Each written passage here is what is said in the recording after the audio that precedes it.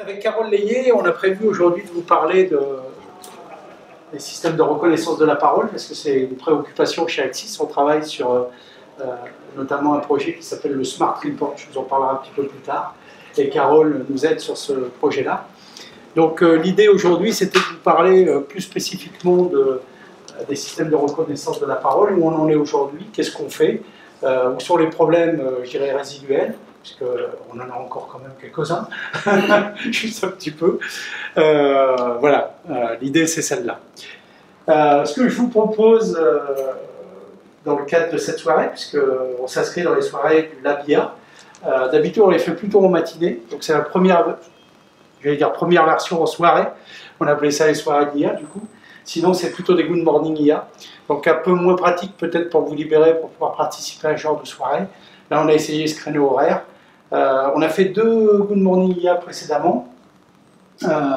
L'un qui était avec Alexis Fournier de SAP, qui était le monsieur Machine Learning de SAP, et puis un autre avec Vincent Perrin, qui était le monsieur IA d'IBM, et Patrice Lobigna sur les aspects marketing émotionnel, où on a pas mal discuté du conversationnel. On reviendra dessus, mais voilà, ça donne une petite fin. Donc j'ai demandé à Carole de m'assister pour cet événement. Donc Carole est docteur en sciences du langage et consultant en IA.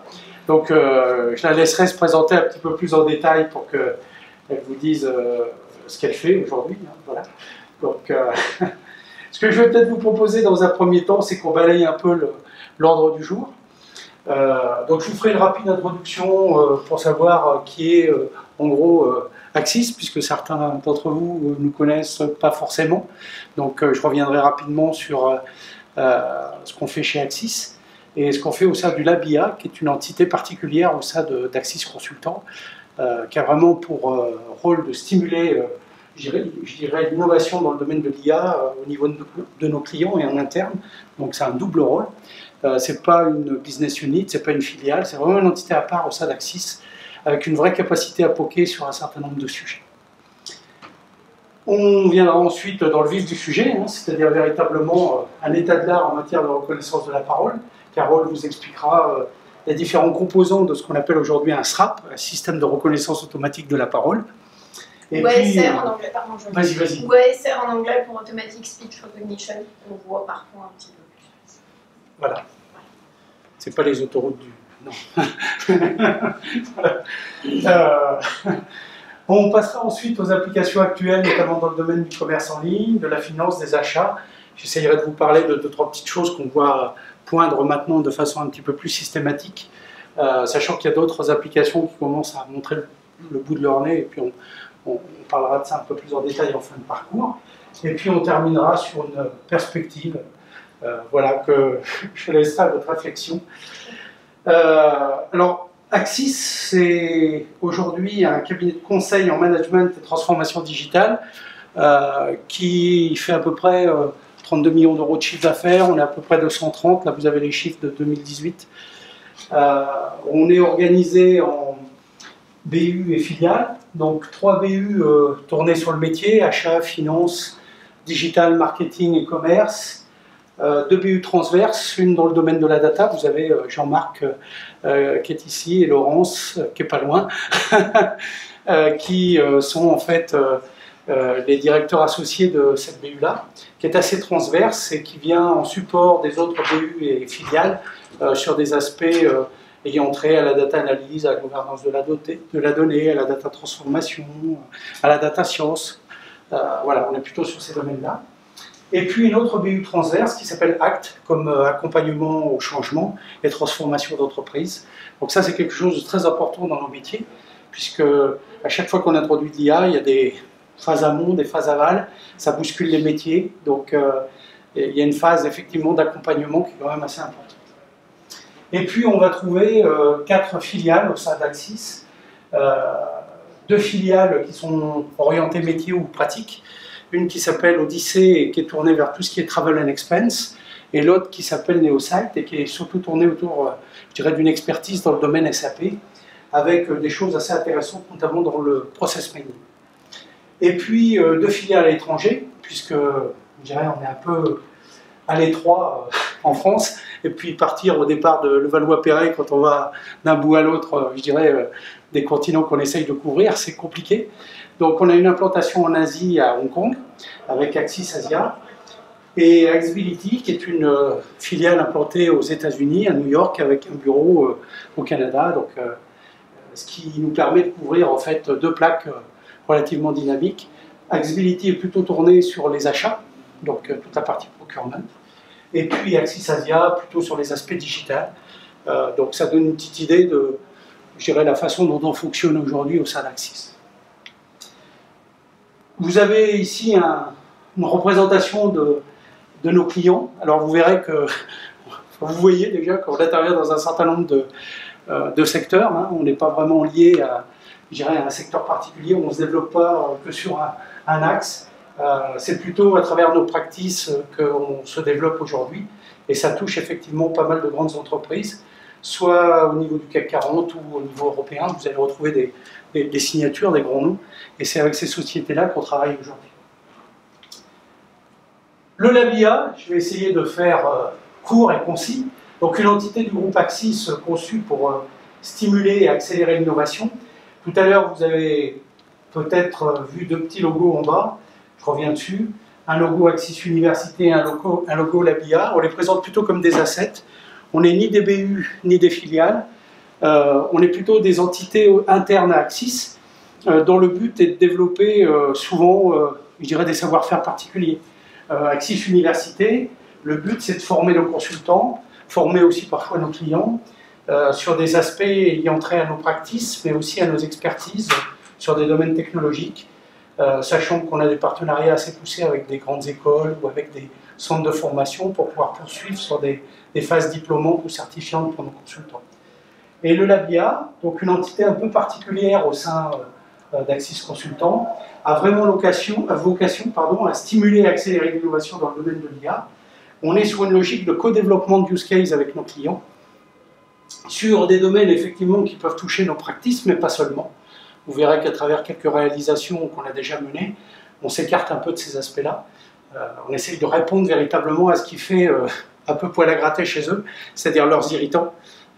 C'est souvent, je dirais, une problématique qu'on essaye, je dirais, d'aborder de façon un peu holistique chez nous vis-à-vis de nos clients.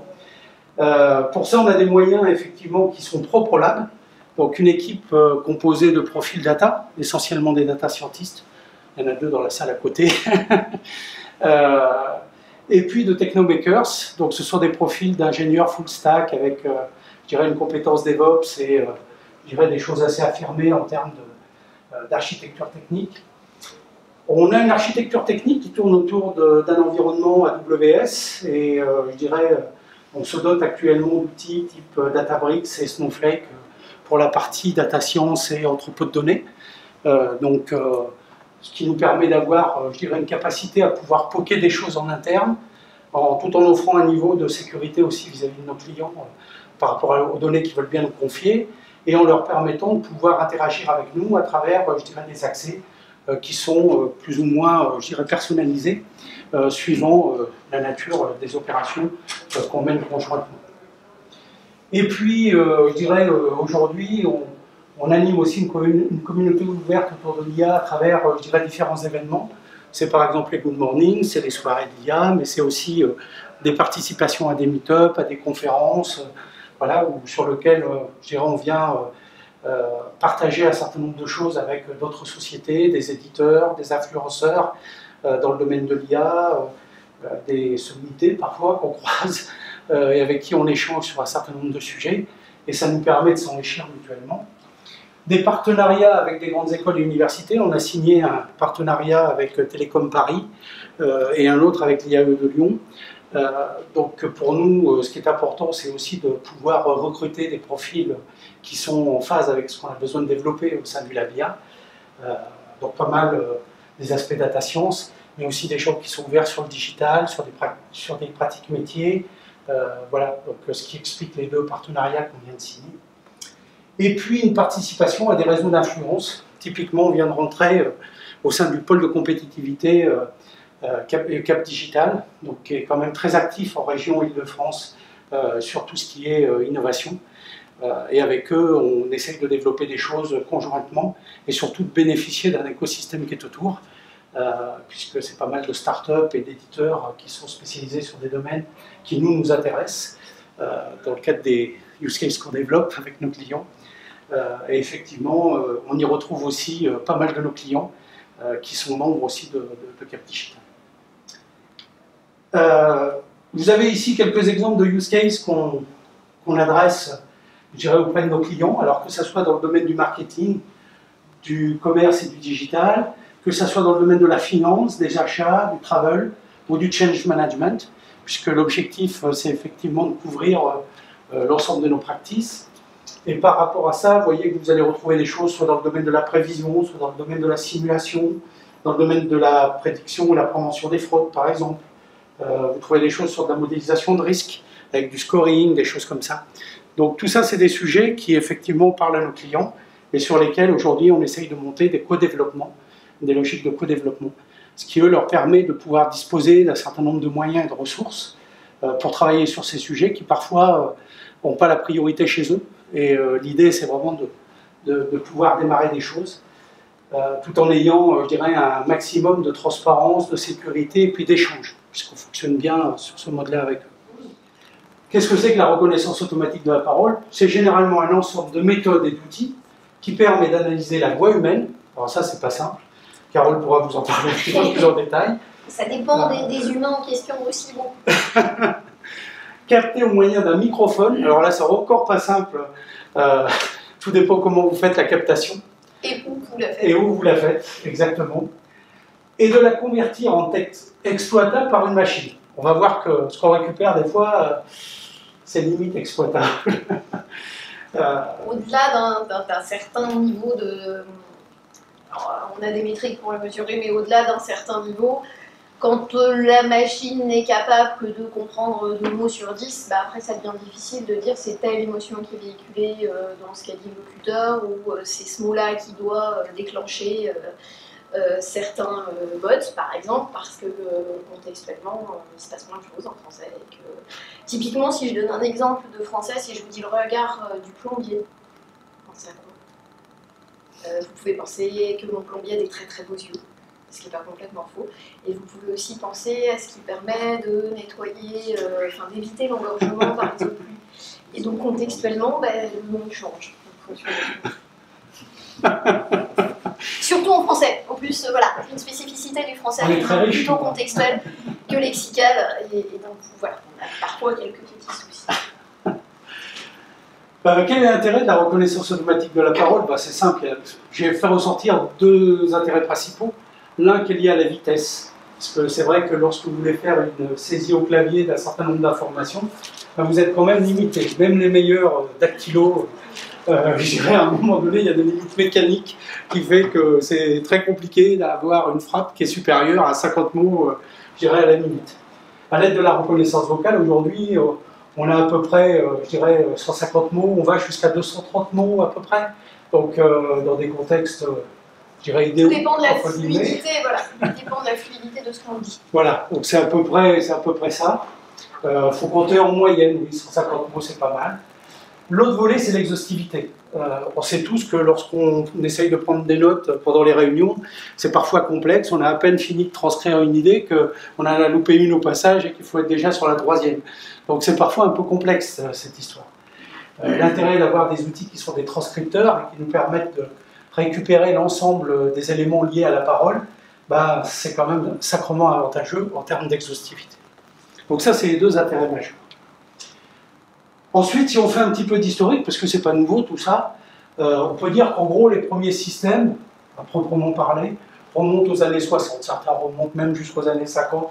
Mais voilà, on va s'arrêter là. C'est plutôt de la reconnaissance de la parole, basée sur de la reconnaissance de mots isolés. Ce qu'on sait pas mal faire, d'ailleurs.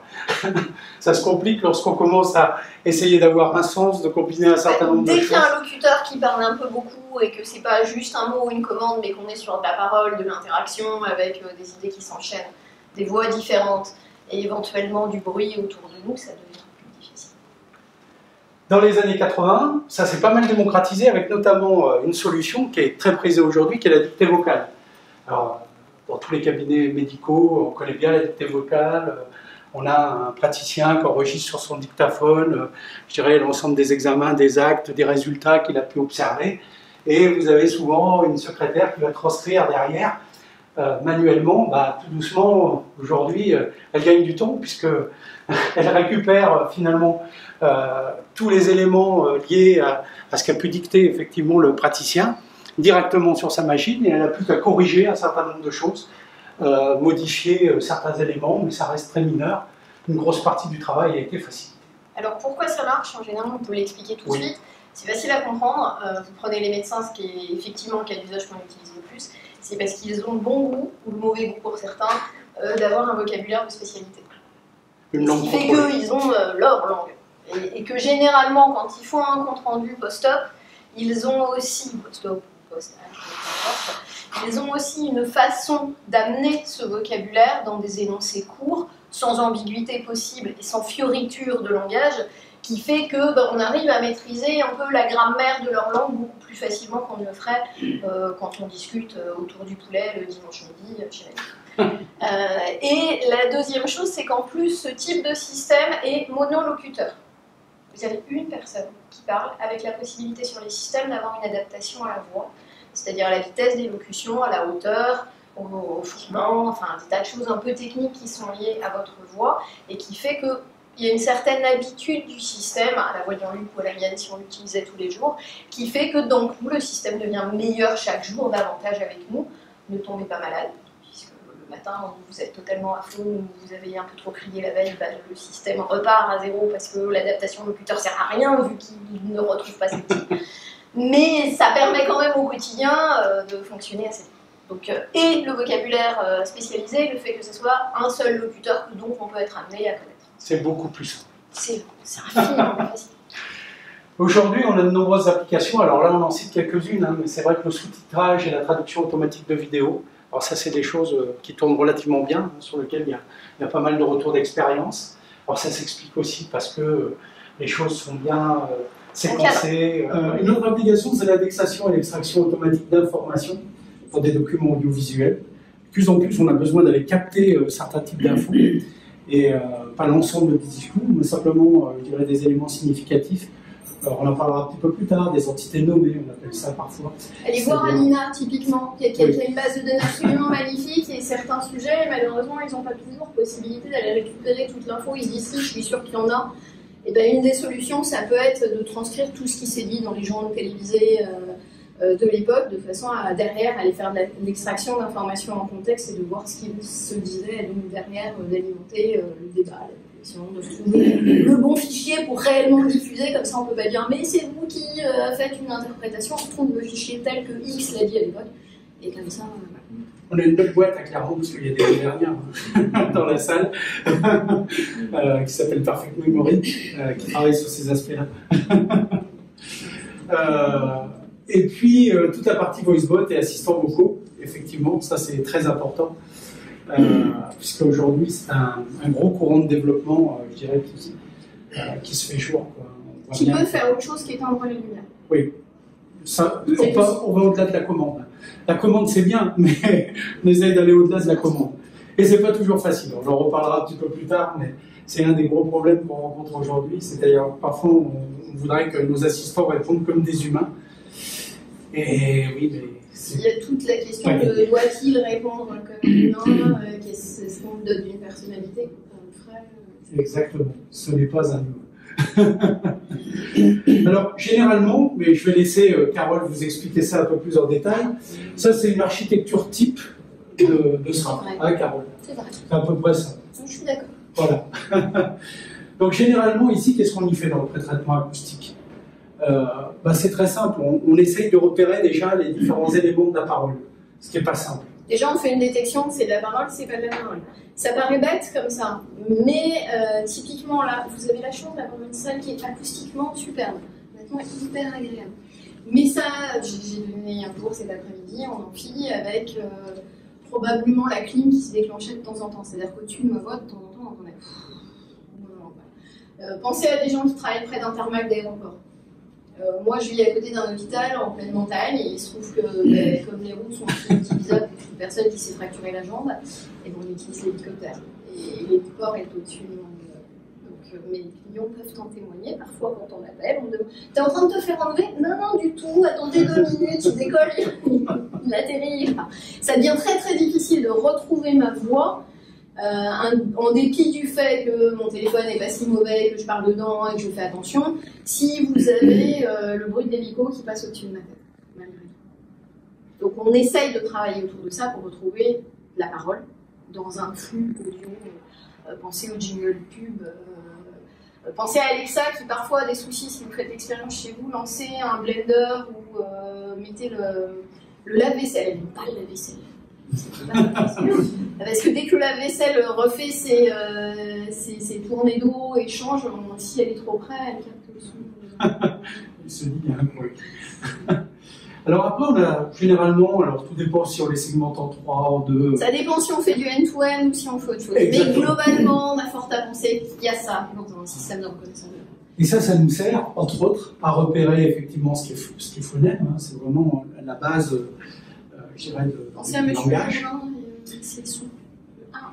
Oui, c'est vrai. Et puis après, comment on le prononce. Parce que parfois, vous avez des choses qui phonétiquement sont très proches les unes des autres. Donc, c'est un vrai problème pour nous. Donc, il faut le replacer dans quelque chose qui a du sens dans un contexte. Et pour ça, on a des modèles qui sont spécifiques. Et puis, je dirais, il faut que non seulement ça fasse du sens au niveau, je dirais, de ce terme qu'on replace dans un contexte, mais il faut qu'il y ait une cohérence par rapport, je dirais, à la phrase. Donc, ça peut être mieux. Donc, on va essayer de faire en sorte que ces différents modèles nous aident finalement à avoir quelque chose en sortie, grâce à un décodeur hein, qui est capable de, je dirais, mettre en jeu tout ça, qui soit à peu près cohérent et exploitable sous forme d'affiché texte. Mais là, je vais m'arrêter, je vais passer la parole maintenant à Carole. Voilà. Je suis spécialiste de morphosyntaxe du français contemporain. Donc, je suis spécialiste de grammaire. En gros, pour traduire, ma thèse portait sur la façon dont on pose les questions en français. Alors, vous allez me dire, ça paraît bizarre de faire une intelligence artificielle quand on a fait ça. Le truc, c'est que j'avais envie de travailler, parce que quand on travaille en linguistique, puisque c'est ça l'intitulé complet de mon doctorat, linguistique et phonétique générale, on cherche à travailler sur des données qui ont été prononcées par des vrais gens, dans des vrais contextes, avec des vrais mots tels qu'ils l'utilisent. Je citais un exemple d'apprentissage tout à l'heure. Il se trouve qu'aujourd'hui, les systèmes de reconnaissance de la parole ne sont pas du tout normatifs. C'est-à-dire que si vous faites une grosse faute de français, mais qu'elle est techniquement plausible et apprise dans votre apprentissage, le système n'a aucun problème avec tout ça. Typiquement, le avant-après en français, c'est cours de grammaire, avant qu'il ne pleuve, après qu'il a plu. Pourquoi? Parce que c'est indicatif, vous l'avez vu, la pluie tombée. Vous n'êtes pas obligé de mettre du subjonctif. Aujourd'hui, 80% des Français vont dire après qu'il ait plu. Bah, sauf que vous l'avez vu, la pluie. Généralement, vous l'avez prise, donc vous êtes sûr qu'elle existe. Et pourtant, les gens mettent du subjonctif. Et à force, dans l'apprentissage, comme on voit beaucoup plus après qu'il ait plu, j'arrive pas à le faire, c'est grammairienne. Et bien, quand on le prononce, le système écrit. Alors vous allez me dire, qu'est-ce qui se passe si effectivement le locuteur respecte le français et dit après qu'il a plu? Il se trouve qu'acoustiquement A et E dans cette suite-là est suffisamment différenciée et discriminante pour que lever l'acoustique sans problème. Donc on a le droit de lire les deux. Mais du fait de l'apprentissage, on va apprendre quelque chose qui est incorrect, on va dire quelque chose. Et c'est l'usage. Et on peut le regretter, et on peut vilipender tous les locuteurs, mais des fautes de français, il y en a plein. Il y a aussi des mots nouveaux qui intègrent la langue. Il y a des structures nouvelles, il y a des façons de parler qui sont liées. On dit en général qu'une génération, c'est 30 ans. Donc, typiquement, il y a une différence dans vos familles, dans le français que vous utilisez au quotidien. Et donc, j'avais envie réellement, pour revenir à mon propos, de travailler sur du vrai français prononcé par des vrais gens. C'est pour ça que j'ai fait ma thèse dans un laboratoire d'informatique, qui est le laboratoire dans l'informatique de l'Université du Maine, qui s'occupe, entre autres, de traduction, de reconnaissance de la parole et de reconnaissance du locuteur. Ce qui fait que ceci menant cela, j'ai fini par préparer les données de mes collègues, et quand on prépare des données, bah, à la fin on va les voir en disant en fait ces résultats, ça donne quoi? Parce que quand on s'embête à les préparer, on veut savoir ce qui se passe.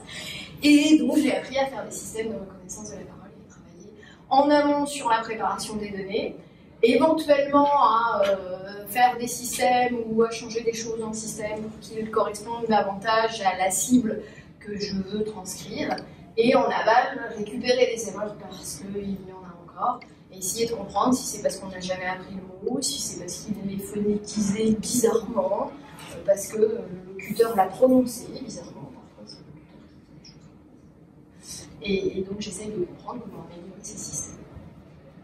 Tout en restant RGPD compliant et tout le reste. Comme je le disais, comme je vais le dire, il y a parfois, contrairement à ce qu'on entend beaucoup, tout à fait moyen de faire un système de reconnaissance automatique de la parole avec 500 heures d'audio. Vous allez me dire 500 heures c'est beaucoup, mais c'est à la fois très peu. Pensez à toutes les heures de réunion que vous faites par an. Vraiment, on doit arriver assez vite au compte.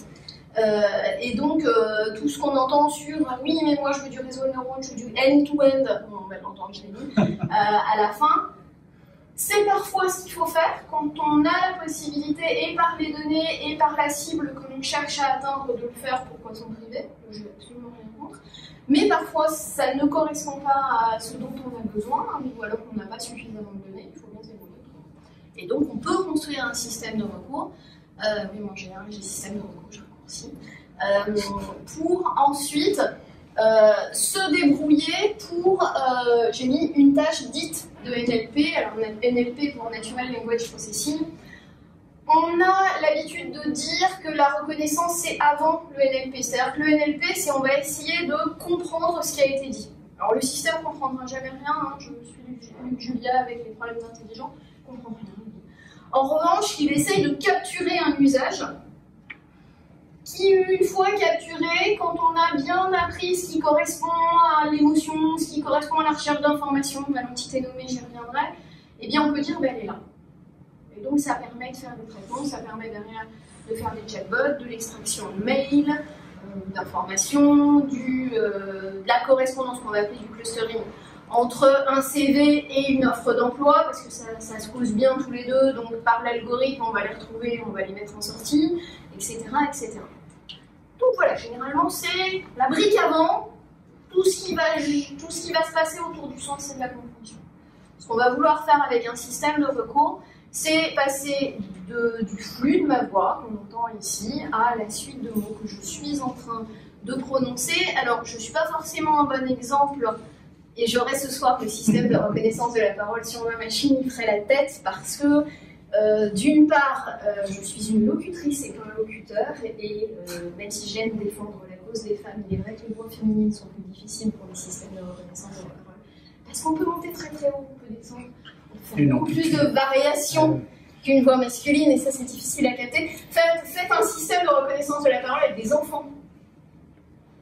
C'est une horreur. J'adore les enfants, c'est pas un problème, mais sur un même enfant, il y a une telle possibilité. Pensez aux enfants que vous emmenez telle ou telle activité, puis qui parlent très très fort, puis leur dites, essaye de chuchoter un peu, parle moins fort. 10 secondes après, ils remontent beaucoup plus haut. Ben, je l'ai fait.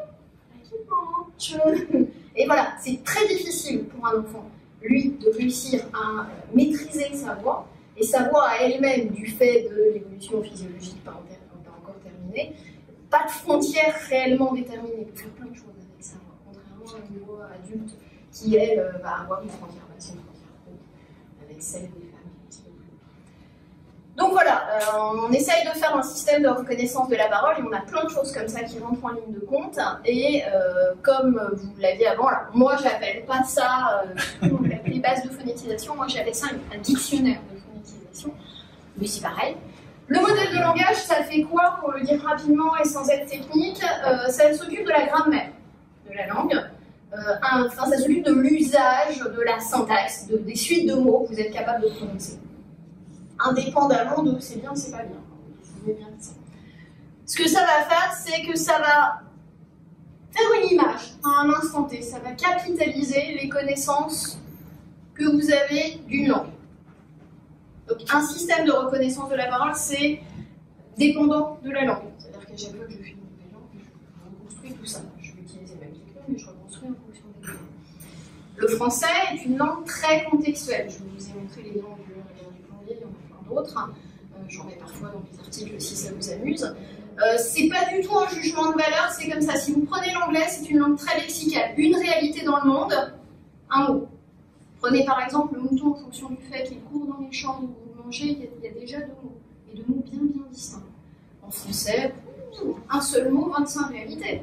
Et en plus, des choses qui sont très similaires, les homophones, le cours de tennis, qui va être différent de quelqu'un qui est court sur pattes, ou etc. etc. On a plein en français. Puis on a même des choses qui sont très proches, le et le est. C'est parfois un petit peu difficile pour les petits. Mais sachez que si c'est difficile pour un petit, a priori pour un système, ça ne sera pas simple, acoustiquement parlant. Mais c'est déjà pas simple dans le modèle de langage parce qu'il y a toutes ces utilisations possibles de la suite des mots en français. Le modèle acoustique, lui, va essayer de retrouver les mots au milieu d'un son. Et donc, il va modéliser toute la structure de phonème d'une langue. Déjà, ça va être aussi différent de langue à langue. Et puis, on va avoir des joliesses en français. Alors, j'ai rien contre le français, mais pour le coup, on n'est pas aidé. Puisqu'on a ce qu'on appelle la phonétique. On vous a appris, quand vous étiez petit, qu'un A, tu fais A, et puis vous avez parfois joué avec vos mâchoires, puisque vous avez ce qu'on appelle le système vocalique et tout l'appareil phonatoire en fonction de votre respiration, de la position de votre langue. Faites-vous arracher une dent et puis vous allez voir que les phonèmes sont assez troublés. C'est pas juste dû à la douleur, c'est parce que l'air passe pas de la même façon et que d'un coup ça devient compliqué. Et ça c'est les phonèmes, et puis d'autres donc la phonétique, et puis vous allez avoir la phonologie, c'est-à-dire les sons en contexte. Un exemple que j'utilise souvent, mais de sein. C'est facile, c'est 3 syllabes. Mais de sein. Et ben dites-le vite à l'intérieur d'une phrase et vous verrez que le D devient T. Médecin. Et il y a même chez certains locuteurs où le T disparaît quasiment. Il y en a plein d'exemples. En français, des exemples comme ça. Prenez les accents. Je me plais à dire souvent, et ça rejoindra mon dictionnaire de phonétisation. Alors le dictionnaire de phonétisation, qu'est-ce que ça va faire? Ça va en quelque sorte rassembler le modèle de langage et le modèle acoustique, puisque ça va vous permettre d'avoir à chacune des entrées suite de lettres, toutes les prononciations possibles, donc suite de sons. Et je dis toutes parce que vous avez des accents. Pensez à nos amis du Sud quand on lance à mettre des partout. Toutefois, c'est deux formulations parfaitement valables. Alors si derrière vous prenez la marque de téléphone chinois, que tout le monde prononce H-U-A-W-E-I, que tout le monde prononce de manière différente. Je crois que dans mon dictionnaire de phonétisation, j'ai une entrée graphémique, donc une suite de lettres, 25 phonétisations. Et je ne dois pas toutes les avoir. Et parfois, on a envie, parce que la cible, on sait que la cible, c'est pas comme tout à l'heure la thermodynamique des fluides, mais ça va être des locuteurs qui sont tous du sud de la France, parce qu'on décide de faire un sous-titrage pour le journal local télévisé du coin. Eh bien, Peneux, qui s'écrit quand même P-N-E-U, celle-là, il faudra quand même un jour qu'on me l'explique. Je connais énormément de Marseillais, ils n'ont jamais réussi à me l'expliquer. Il n'y a pas de E, hein. Peneux, j'ai jamais vu E. Et pourtant, en phonétisation, j'ai forcé le dictionnaire, j'ai mis E. Parce que sinon, en suite de mots, même en disant je suis allé chez mon garagiste, il m'a changé les pneus, vous pouvez quand même pas laisser place à autre chose, parce que quand vous réfléchissez à la phrase, il y a quand même peu de chances qu'il y ait d'autres mots que ça. Et votre système, il voulait pas l'entendre, d'une certaine façon, si je le personnalise. Du jour où j'ai autorisé dans le dictionnaire de phonétisation l'entrée E derrière le P, derrière le phonème peu, très bien, ça marche tout seul. Avec un locuteur qui me prononce. Donc c'est ça, un système de reconnaissance de la parole, c'est 3 bases de connaissances. Modèle de langage, modèle acoustique, dictionnaire de phonétisation, qui vont s'articuler pour, à l'intérieur d'un flux audio, réussir à retrouver les mots. Ce qui n'est pas facile du tout. Non, c'est compliqué parce que parfois... La construction est déjà complexe. Et puis, le français est une langue complexe, vous pouvez avoir... ça m'est arrivé d'essayer de faire de la reconnaissance de la parole pour des gens qui sont en sortie de métro. Prenez la station Georges V qui a une double entrée, et ce qui fait que le vent s'engouffre. Ce qui fait que sur ma voix, il y a un espèce de en permanence. Et donc, il faut être capable, avec le modèle acoustique, de gérer mathématiquement, on gère avec des HMM, GMM ou alors avec des réseaux de neurones, de façon à réussir à retrouver dans le son ce qui est de l'ordre du phonème de parole par rapport à ce qui est de l'ordre du bruit, quoi, du bruit ambiant. Alors vous allez me dire, un bon acousticien, il va travailler le son et puis on n'en parle plus. Oui, alors d'une part, ça peut être très très coûteux de de faire tous ces traitements-là sur le son et ça peut le dégrader. D'autre part, parfois non. Il y a quand même une vraie limite.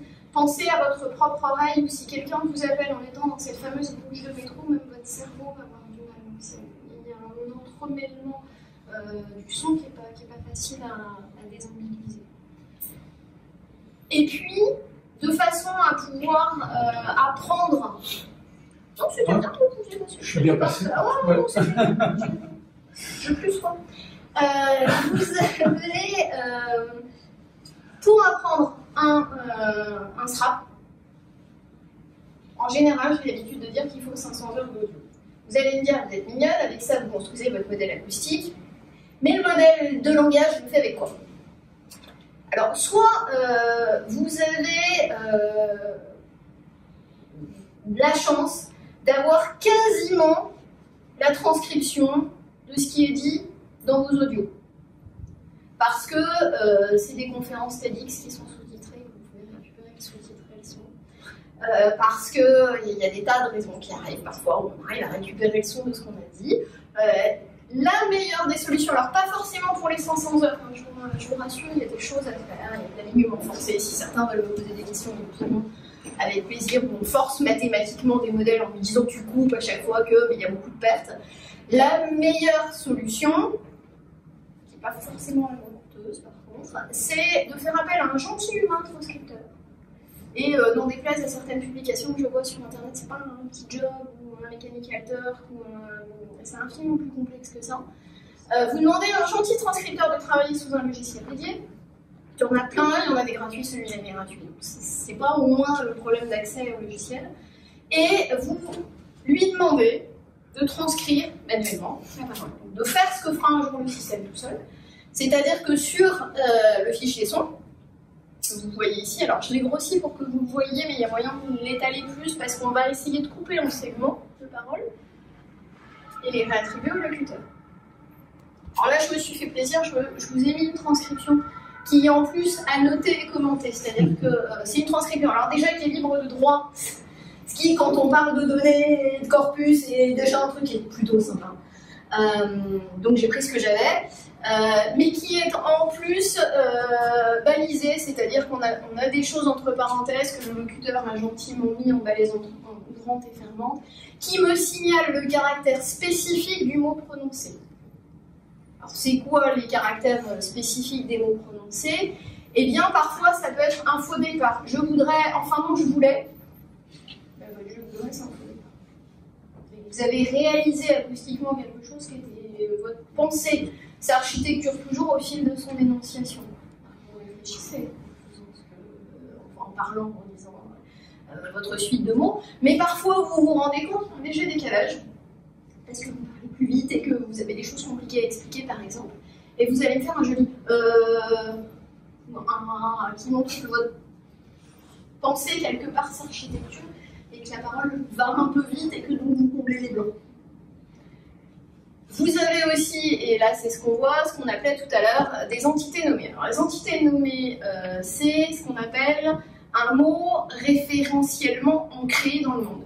C'est pour la définition de linguiste.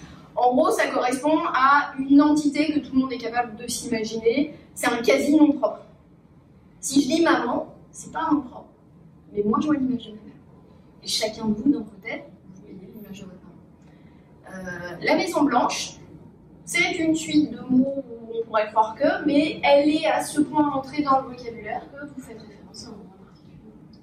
Donc les entités nommées, c'est ces noms propres ou presque noms propres qui permettent de désigner des personnes, des lieux, des organisations, des fonctions, président, directeur général, on voit à qui on fait référence, et des dates. C'est quelque chose de très ancré dans les langues, et ça permet tout de suite de dire que c'est bon pour le choix. Et donc, l'intérêt de ce petit fichier-là, une fois qu'il est fait par un gentil transcripteur ou une gentille transcriptrice, c'est de pouvoir alimenter le système de reconnaissance de la parole en disant bah, tu vois, tu as les mots, puis tu as le son. Donc tu alignes, et puis maintenant tu sais ce que c'est. Et donc je peux faire.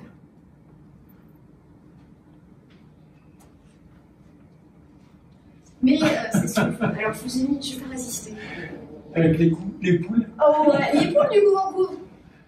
Mais suite de lettres, pour le coup, c'est deux utilisations bien différentes, puisque deux vérités différentes. Mais ça, il faut l'apprendre au système.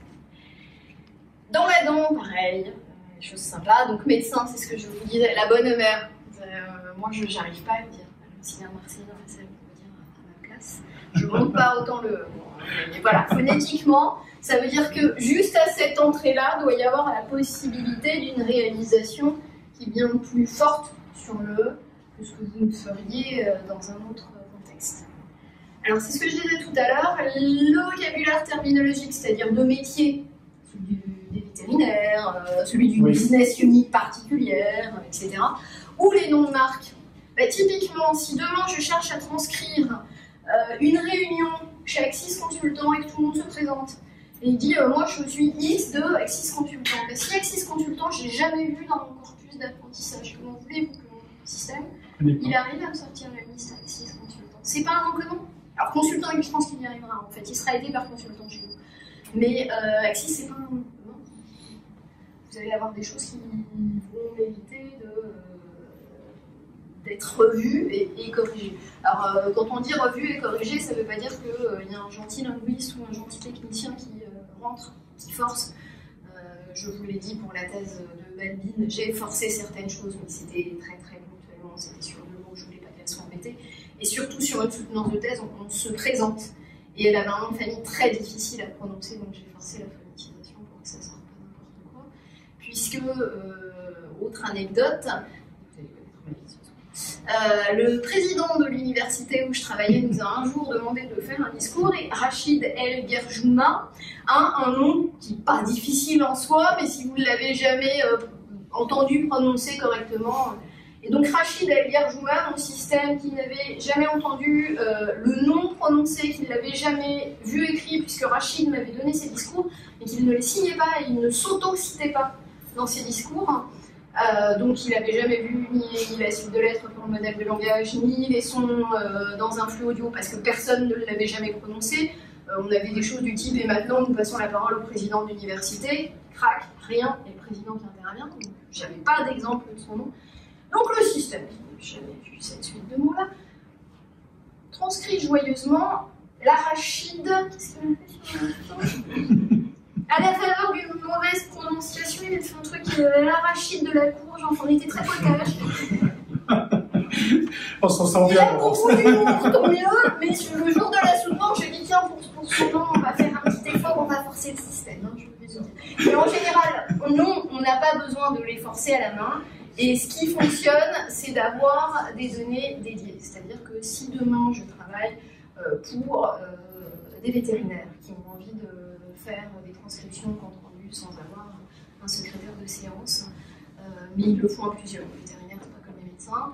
Eh bien, on leur met un système de transcription dans la pièce, alors soit en latence faible, c'est-à-dire qu'il sort tout de suite ce qu'on est en train de dire, soit en traitement par batch, c'est-à-dire qu'on attend que la réunion soit finie, on prend tout l'audio et puis on l'envoie sur un serveur qui décode, sachant que le deuxième est évidemment plus facile que le premier, parce qu'on peut réitérer par exemple. Et trois fois bien, on va même compte.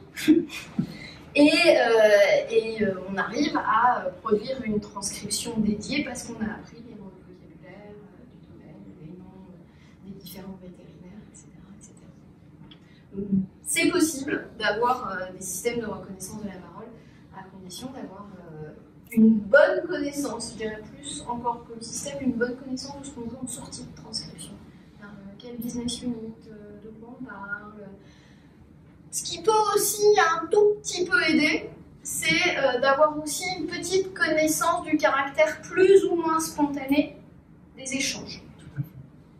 Vous avez à transcrire notre intervention de ce soir. Il se trouve que Jean-Luc et moi, on est des élèves sérieux, on l'a lu avant de venir, on s'est consulté. Normalement, même si je suis fatiguée et que j'ai martyrisé mes étudiants, je ne fais pas trop de disfluence parce que je suis habituée à faire ça. Mais si demain on vous demande de transcrire, dans le cadre d'un commissariat de police par exemple, des témoins d'un vol à la tire. Généralement les gens sont suffisamment portés par l'émotion pour avoir une voix qui se déforme et pour mettre beaucoup de sédifluence ou beaucoup de faux départs, pour moins réussir à structurer leur langage. Donc plus ça va être spontané, plus je vais sortir de la parole préparée à laquelle j'ai réfléchi, plus je vais être dans l'obligation d'adapter et mon modèle de langage, c'est-à-dire que je vais essayer de trouver des textes, y compris des exemples ailleurs et pas forcément que ceux du son, qui correspondent un peu à ma cible, et plus je vais tricher sur le modèle acoustique en lui disant « cherche pas à mettre des mots absolument ». On joue sur les pénalités, on lui dit « non, tu ne seras pas pénalisé si sur un segment un peu long, tu mets moins de mots ». Parce que c'est sûrement qu'autour il y a du bruitage, il y a toutes ces disfluences. En revanche, si on sait que la cible, c'est le discours de Macron, il a été révisé, il est calibré sur un certain rythme, donc là, je lui dis, tu mets des mots. Je lui dis, bien franchement. Et je n'autorise pas les segments. Voilà. Donc, comment ça marche? Si demain, vous voulez monter un système de reconnaissance de la parole, et bien, vous montez un KLDI. KLDI, c'est un système en libre, en open source, fait par un certain Daniel Pauvet qui travaille sur la question, qui fait aussi aujourd'hui des réseaux de neurones, c'est-à-dire que KLDI n'est pas juste un système hors réseau de neurones, ça embarque des réseaux de neurones pour l'apprentissage. C'est-à-dire que le but du jeu, ça va être de faire ce qu'on appelle des FST pour transformer une chaîne de symboles en une autre chaîne de symboles. Si tu veux me passer le truc. Oui, peut-être. En gros, ça va être, on va calculer à chaque fois la possibilité, le coût qu'il y a de passer de A à C, de B à C, et le système, parce qu'il est économe, voire un peu radin sur les mains, prendra toujours la partie la moins coûteuse. C'est-à-dire que si j'additionne 1,5, 2,5 et 3,5, je serai plus coûteuse que si j'additionne 0,5, 2,5 et 3,5, et donc c'est celle que c'est AC qui sera considérée comme étant la plus faisable parce que la moins coûteuse. En gros, c'est de la technique, mais le but du jeu, dans un sens, c'est de partir des mots de la grammaire, de réussir à les phonétiser. Une fois qu'on les a phonétisés, chaque phonème a celui d'avant, celui d'après. On travaille en contexte en français, donc ça permet, en dehors des mots, de choper la première syllabe du mot qui viendra après. Voilà.